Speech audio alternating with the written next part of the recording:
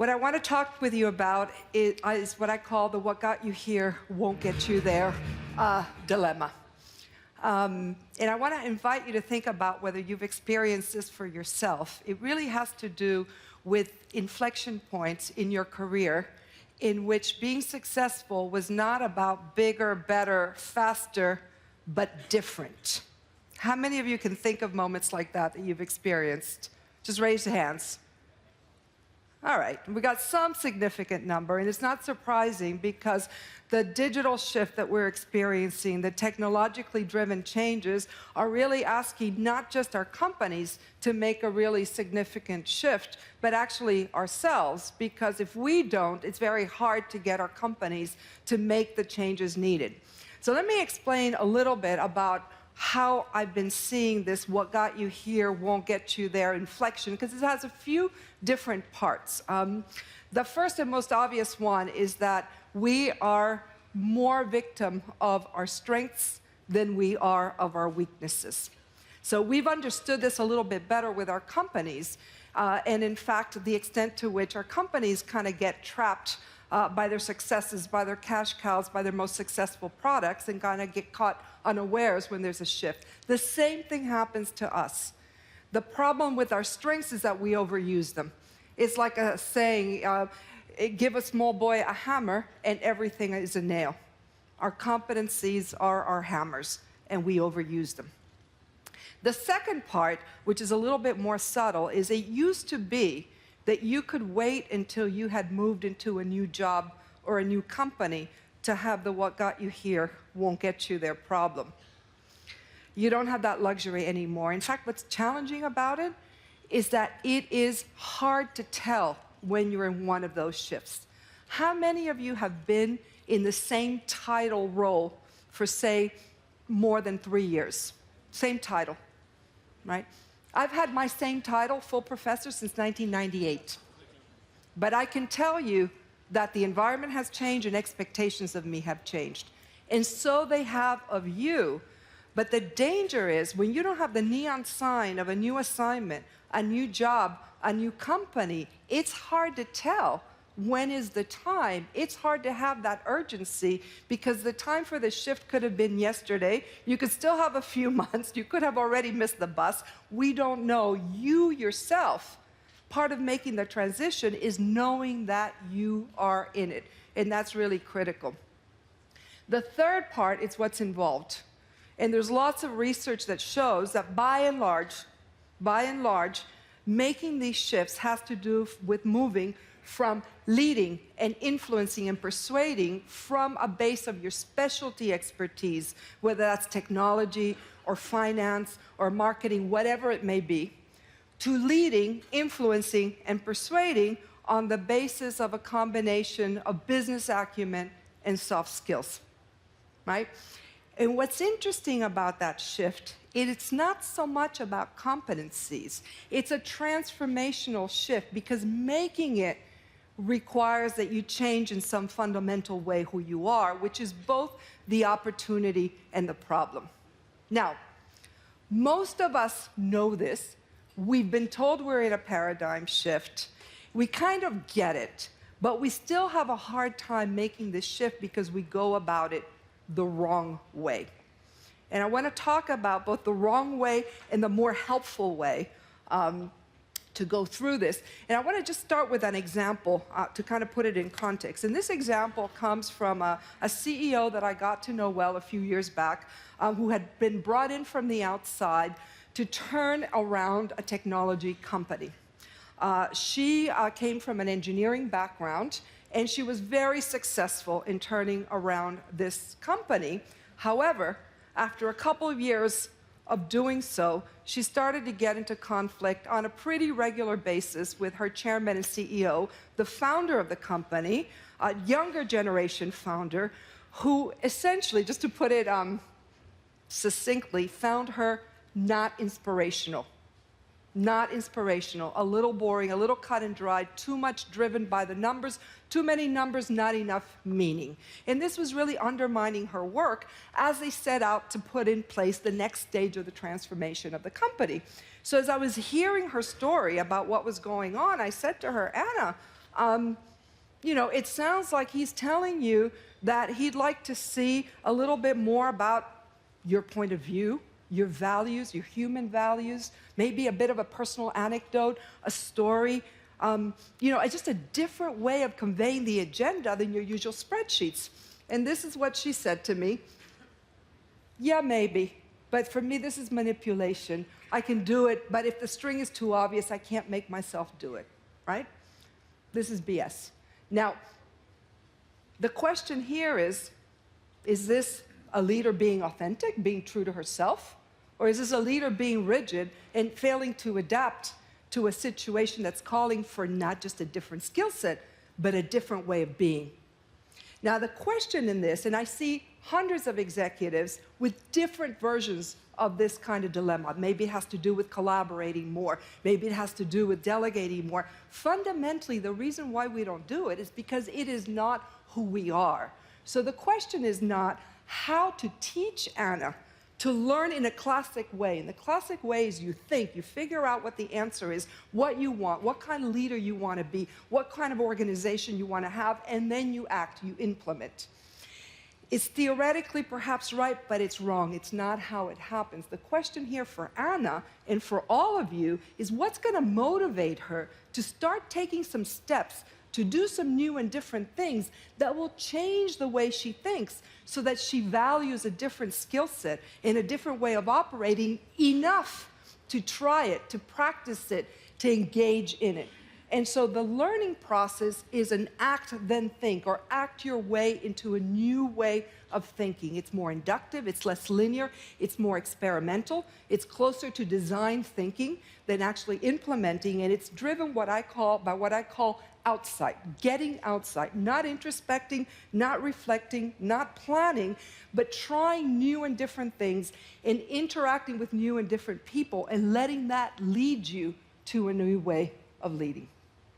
So what I want to talk about is how do you increase your insight so you can equip yourself to make that shift, but more importantly, so that you want to make the shift, so that you find it motivating, enticing, exciting, and much better than staying stuck doing the same old, same old.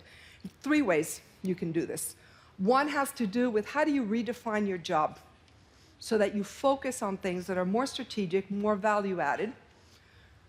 How do you redefine your network, expand it? That's the flip side of your job, because what you do determines who you interact with, who you're exposed to, what ideas you get.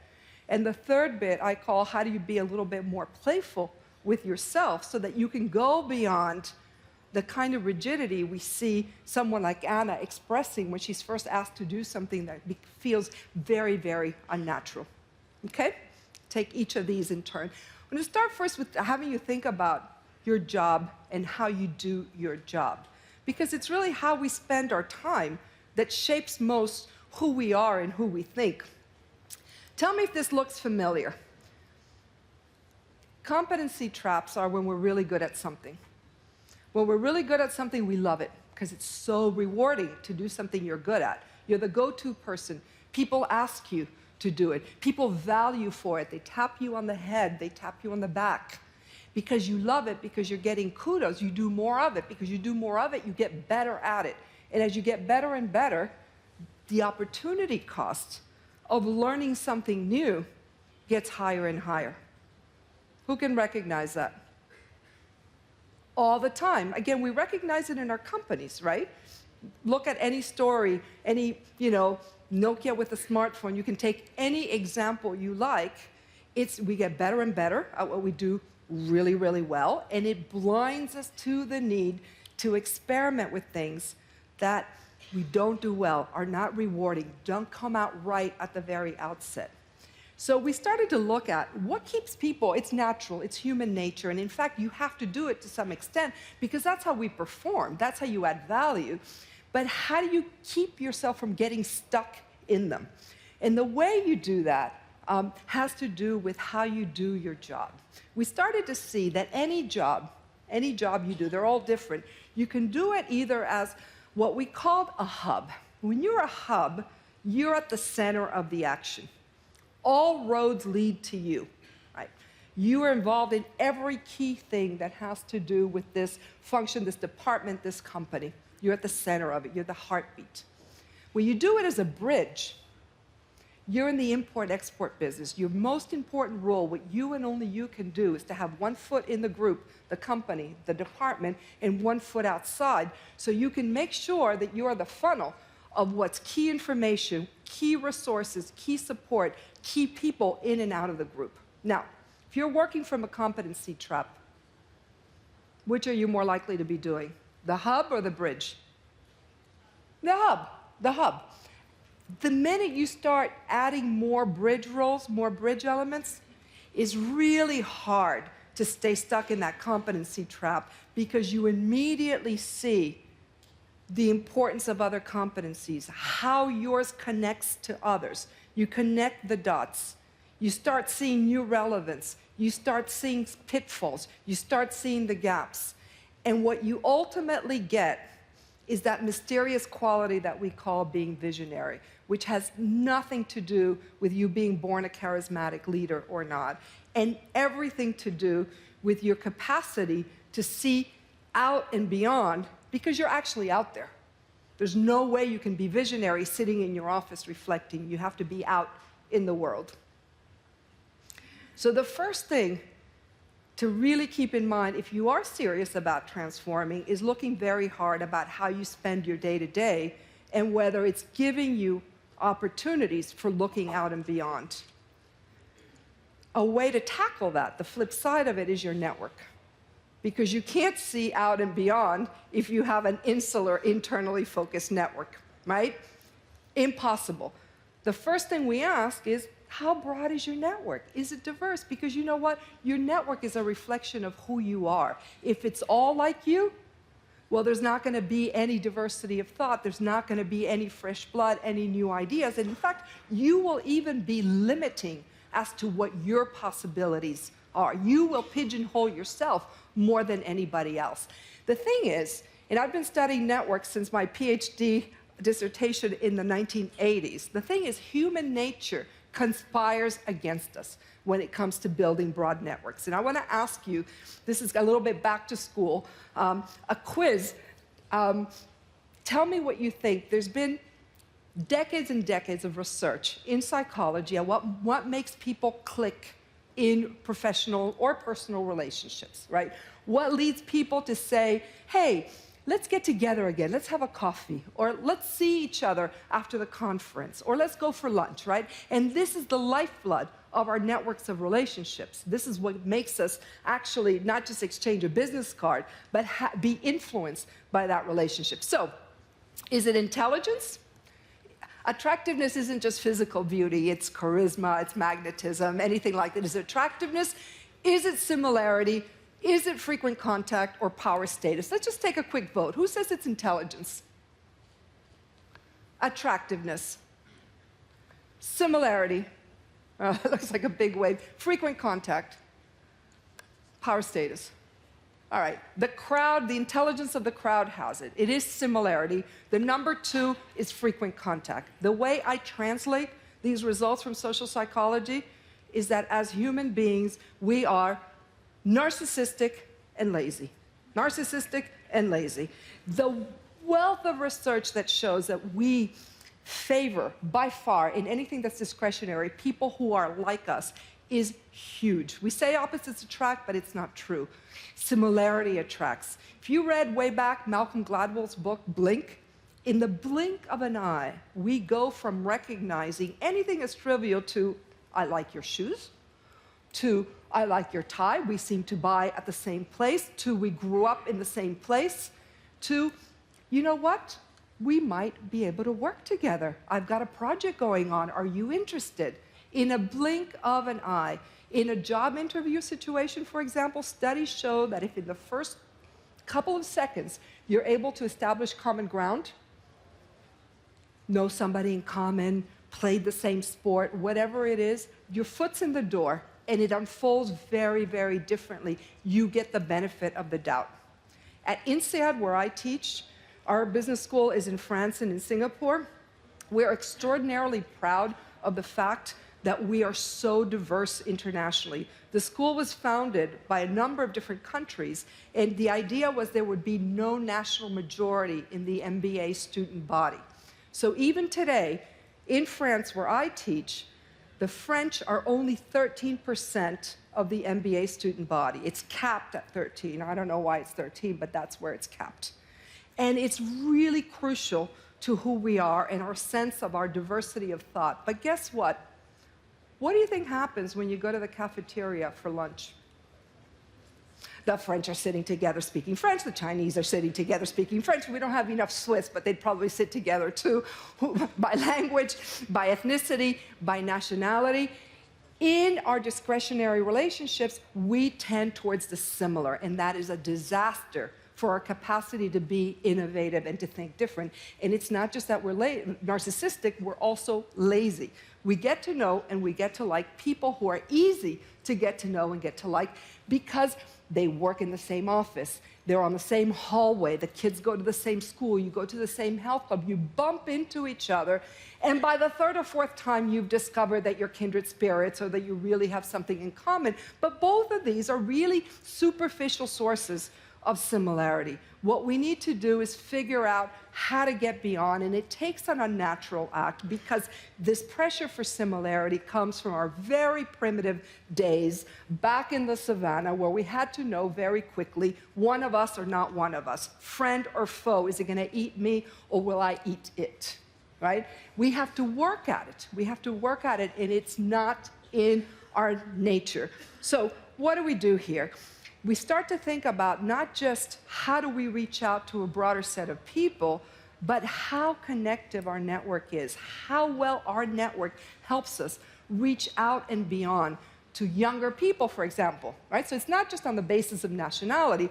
One of the things, we tend to mostly hang out with people our age. That creates huge blind spots. We tend to hang out at work mostly with people of our own gender. That also creates problems. There's lots of bases. And what happens is that over time, especially if we're time constrained, our networks start to look like the one over here, which is a tight, cozy circle, which is pleasant because it's cohesive and there's high trust. But guess what? You are vulnerable to change in the outside. When your network is like that, most of the usual suspects you turn to find out what's going on know each other. In network analysis terminology, that's called redundancy. And it's a great word because you are literally redundant.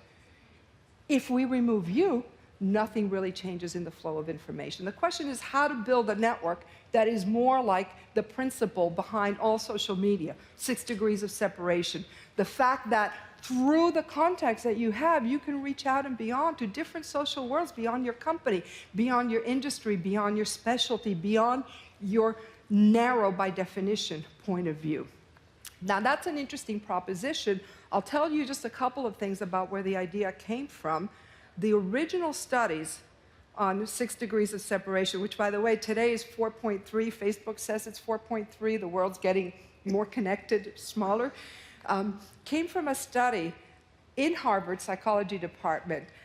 They gave a bunch of people in Nebraska. In those days, the world for those academics was the US. This has since been replicated a bit more internationally. They gave a bunch of people in Nebraska a letter that had to get to a stockbroker that nobody knew in Boston. And you could only give the letter, mail the letter to somebody that you knew directly. And they had to mail it to somebody else. And what they found, hence 6 degrees of separation, is that it never got to the stockbroker in more than 6 links. However, most of the time, or a lot of the time, the letter didn't get to the stockbroker. In fact, it never got outside Nebraska. Because people's networks were homogeneous, they were dense, they were insular, they were inbred.